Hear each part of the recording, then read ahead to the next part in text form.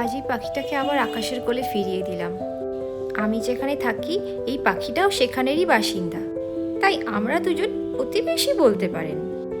কিছুদিন আগে ওর একটা বড় বিপদ হয়ে যায়। বৃষ্টির সময় স্নান করতে ও নিচে নেমেছিল, আর তারপরই ও কুকুরের বাচ্চাদের মুখে পড়ে যায়। পাখিটার ওই অবস্থা দেখে আমি ওকে তুলে নিয়ে আসি আমার সাথে। ওর লেজে তখন একটাও পালক ছিল না, আর গায়ের পালকগুলোও ছিল অনেক কম। তারপরে ধীরে ধীরে ওকে ওষুধ খাইয়ে খাবার রেখে একটা করে দিন পের হতে থাকে।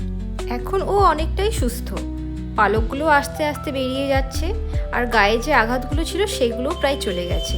দেখুন ওর লেজটা এখন আগের থেকে কত লম্বা হয়ে গেছে, আর অনেক পালকও বেরিয়ে গেছে। তাই আজ আমি ওকে আকাশের কোলে আবার ফিরিয়ে দেব।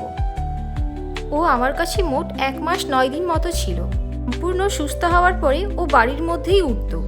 তাই জন্য আমি ঠিক করলাম এবার ওকে ছেড়ে দেওয়াটাই দরকার। এবার ও ভালোভাবে উড়ে বাইরে থাকতে পারবে। তাই জন্য আজকে ওকে নিয়ে চলে এসেছি ছাদে।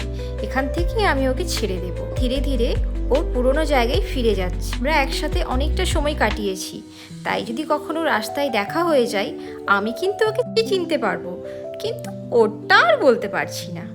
ও নিজের জায়গায় আবার ফেরত চলে গেছে। আমিও ভীষণ